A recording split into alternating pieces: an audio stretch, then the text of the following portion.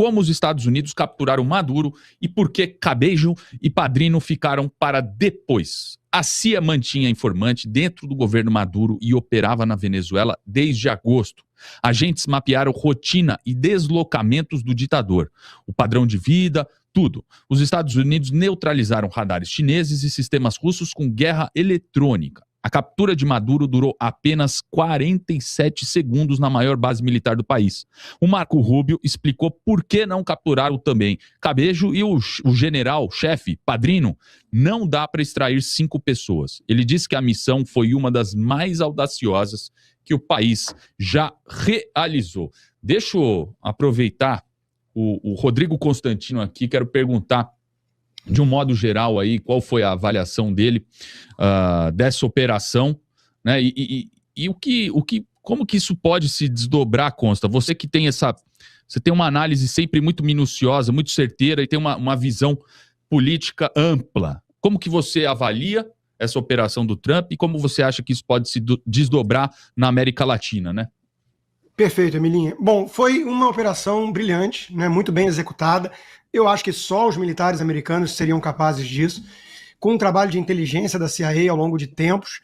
E, segundo relatos do próprio governo venezuelano e do New York Times, né, teriam morrido pelo menos 32 agentes de segurança cubanos que faziam a segurança do Nicolás Maduro. É curioso apontar isso porque tem muita gente aí falando da soberania da Venezuela. Bom, uma ditadura não tem soberania, porque o povo é subjugado pelo regime opressor, mas veja, a Venezuela tem cubanos cuidando da segurança do ditador, russos e chineses explorando os recursos naturais do país, e isso nunca incomodou ninguém. Agora, de repente, estão incomodados com a soberania, com a autodeterminação dos povos, por conta da invasão do imperialismo americano e blá blá blá. Isso tudo é discurso que não se sustenta, né, é falacioso. E o recado que o Trump enviou ao mundo com essa operação é muito relevante e eu acho que muda a geopolítica no mundo. Qual é o recado, né, acima de tudo? Olha, a China, a Rússia podem fazer acordos, podem investir em infraestrutura, podem prometer mundos e fundos, mas eles não são capazes de oferecer segurança para vocês do eixo do mal. Ninguém está protegido, ninguém está blindado, ninguém está fora do alcance das Forças Armadas Americanas. Em poucos minutos, uma operação complexa foi executada e levou algemado Nicolás Maduro e sua mulher para julgamento que começou hoje em Nova York. Né? Então é algo muito impressionante, sacudiu o mundo, humilhou de certa forma a Rússia e a China, que estão aí falando que é preciso soltar urgentemente o Maduro e blá blá blá. Os Estados Unidos vão ignorar isso, vão ignorar a ONU, obviamente, né, vão ignorar todos, porque eles estão seguros de que eles estão lutando contra os regimes narcoterroristas do continente, que ficavam enviando drogas para os americanos. Inclusive, a peça de indiciamento na Justiça de Nova York é muito robusta e mostra exemplos concretos em mais de 2 décadas de atuação da Venezuela como hub do tráfico de drogas internacional, né, servindo como escoamento, distribuição, logística, apoio com passaporte diplomático, tudo com a atuação direta de Nicolás Maduro e seu número 2, Cabejo, tudo isso para permitir com que cartéis na região mandassem seus produtos para o consumo final nos Estados Unidos. Então, o recado é muito claro, né, ninguém pode segurar a maior potência militar bélica do planeta. Se os Estados Unidos quiserem pegar você, onde quer que seja, eles vão pegar. Esse é o recado e mostra que acabou a era do soft power, da diplomacia, do diálogo, como a turma tucana está reclamando, né, que tinha que ser na base do diálogo. Tentaram sanções, tentaram diálogo, diplomacia, pressão, ONU fazendo relatório dos abusos contra direitos humanos da ditadura venezuelana, nada surtiu efeito. Também não surtiu efeito a mesma estratégia com o Irã. O Irã continuou investindo na sua bomba atômica e financiando terroristas na região, no Oriente Médio. Tampouco surtiu efeito com a Rússia, que invadiu em 2014, durante o governo Obama, a Crimeia e que, mais recentemente, invadiu a Ucrânia toda durante o governo Joe Biden e estão em guerra há mais de 3 anos. Ou seja, é a conclusão de que o soft power, a diplomacia, o diálogo se mostraram ineficazes. E agora existe um xerife na praça. com a ameaça crível do uso de violência, com a famosa paz por meio da força, que era o slogan também do Ronald Reagan, né, tratado pela imprensa, pelos intelectuais, como um intelectual idiota, como um cowboy idiota, beligerante por todos os intelectuais. E conseguiu, na prática, derrubar, basicamente, o regime soviético, né, e o Muro de Berlim. Então, nós estamos vendo um governo Trump, disposto a fazer história, a deixar sua marca, até porque o Trump sofreu um atentado, a gente tem que lembrar disso sempre, ele quase morreu, né, naquele atentado. Ele vai para cima, ele vai enfrentar o eixo do mal e as consequências estão apenas começando. Ô Consta, e como que a mídia americana está repercutindo? Aqui não é tão diferente de outros lugares, Emilinho, porque a mídia mainstream, a tal velha imprensa, ela tem o mesmo viés democrata e acima de tudo, sofre daquilo que os americanos passaram a chamar de Trump Derangement Syndrome. Então, se o Trump conseguir desenvolver a cura geral do câncer, né, vão dar um jeito de criticá-lo. É mais ou menos isso. Então, a operação bem sucedida, prendeu Maduro, Maduro vai a julgamento, os Estados Unidos são um país diferente, é um país que não é imperialista, ao contrário do que é acusado.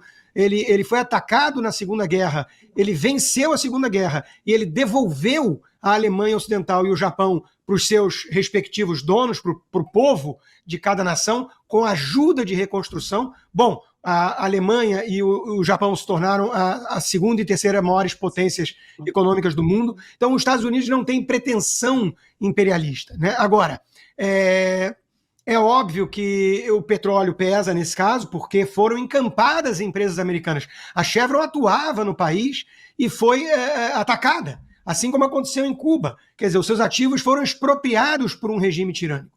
Então é óbvio que a maior reserva do planeta de petróleo, em que pese um petróleo denso, pesado, de má qualidade, que custa caro para refinar, para extrair, não é igual à Arábia Saudita, que tem a segunda maior reserva do mundo, né? Mas é óbvio que isso pode pesar. Aí começam a fazer comparações com o Iraque e tudo. Balela. Pode ser que o Trump não tenha um plano imediato para libertar a Venezuela e trazer a democracia de volta. Até porque isso é muito difícil. O país e as estruturas estão todas dominadas pelos militares, pelos 2.000 generais cooptados pelo regime, pela Suprema Corte, que foi ampliada em número e está toda cooptada também pelo regime. Então não é trivial você virar e falar, decretar que a Maria Corina Machado é a nova presidente, ou o González, né? Isso leva tempo. O Trump vai ter que trabalhar no começo com um regime chavista. A própria Delcy, que é a vice-presidente que virou presidente interino, ela vai ter que atuar em conjunto com o governo americano. Começou cheia de retórica e tudo mais, de independência, de soberania, já está falando que vai colaborar com os americanos. Então, de novo, né, existe a ameaça crível do contínuo uso da violência dos militares se a Venezuela não fizer a coisa certa. Essa foi a fala do Trump. O Marco Rubio foi tão direto quanto.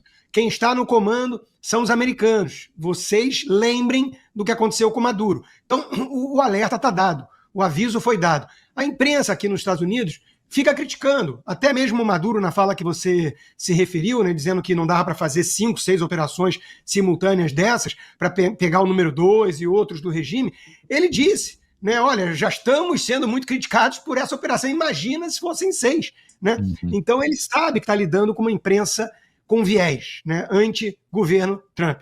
Mas eles não ligam para isso, não ligam para a choradeira da China e da Rússia, não ligam para a gritaria da ONU. Eles vão continuar famosa fazendo.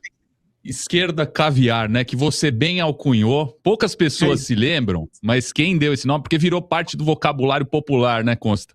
Quem alcunhou a esquerda caviar foi você, né, num dos seus primeiros livros, né? Ajudei a popularizar, digamos assim, uma expressão que existia. O Nelson Rodrigues falava esquerda festiva, né?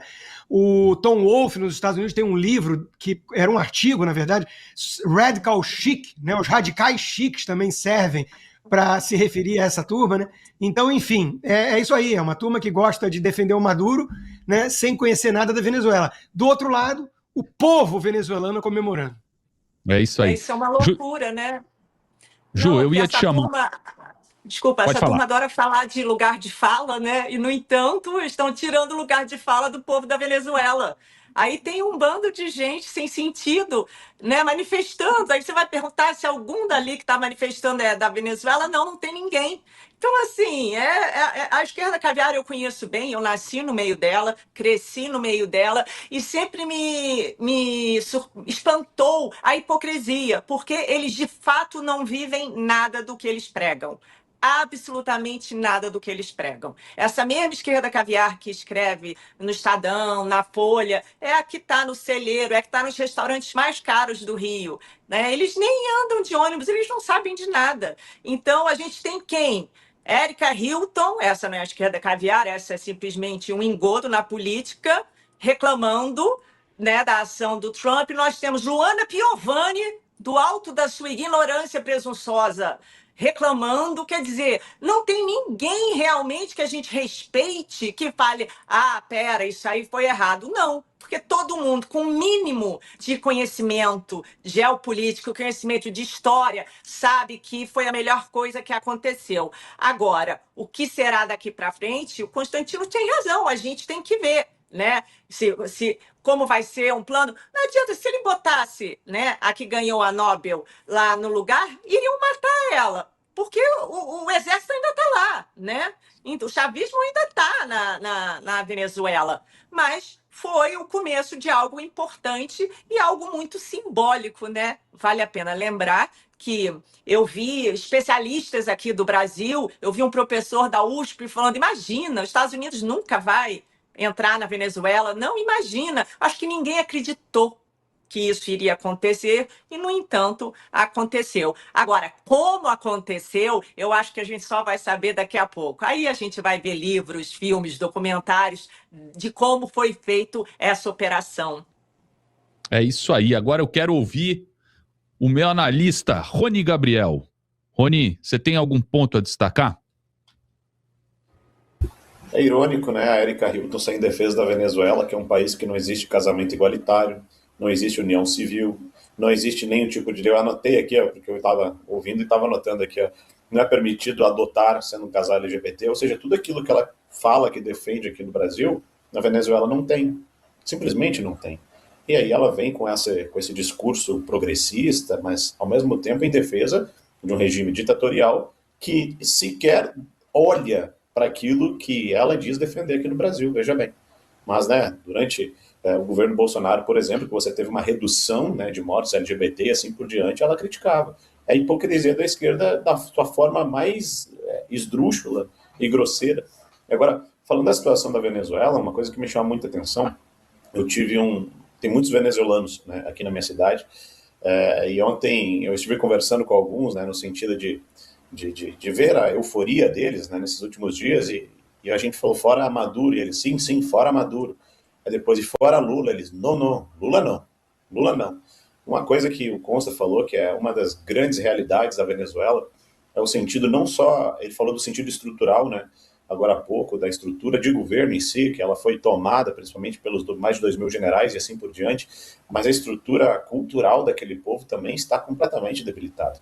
Se você for pegar todo mundo que entrou numa idade, por exemplo, de trabalho, né, ou seja, em torno de 18 ou 20 anos, e todo mundo que nasceu posterior ao regime de Hugo Chávez e de Nicolás Maduro, são pessoas que hoje têm 40 anos, 45 anos, 50 anos. Ou seja, a gente está falando de algumas gerações aí no meio que cresceram e se acostumaram com a esquerda, estudaram em universidades de esquerda, viveram às custas de benefícios sociais, e mesmo o país chegando ao fundo do poço, eles talvez nem saibam como que é viver no país rico que já foi a Venezuela. E até mesmo aqueles que estão aqui no Brasil dependem muito de benefícios sociais e atribuem ao Lula, né, o fato deles estarem aqui e recebendo esses benefícios. Ou seja, existe uma cultura de esquerda na Venezuela que as pessoas não entendem. Quando a gente falava, por exemplo, na eleição passada, que o Juan Guaidó, que também foi perseguido por Nicolás Maduro, também é de esquerda. Que a Maria Corina também tem sua vertente de esquerda. Que o presidente, que infelizmente me fugiu o nome agora, que foi, em tese, o eleito democraticamente, quando o Maduro toma o poder novamente nessa última eleição, também é de esquerda. Ou seja, a Venezuela é de esquerda. O povo, infelizmente, é de esquerda porque foi acostumado com isso. Então, para você ter essa transição, não é só uma transição econômica, não é só uma transição estatal, mas é uma transição cultural, porque senão é uma possibilidade muito grande de questão de poucos, não digo nem décadas, mas poucos anos, né, posterior a isso acontecer, tem um outro ditador fazendo exatamente as mesmas coisas, unidos ao mesmo bloco, aqui na América Latina e na Venezuela. Então, não basta tirar a figura, não basta tirar uma analogia que até usei num outro momento há pouco tempo, mas ela serve para isso também. Você tem o McDonald's e você tem o Ronald McDonald, né, que é o palhaço lá. Todo mundo sabe que o palhaço não é o dono, mas ele é a cara.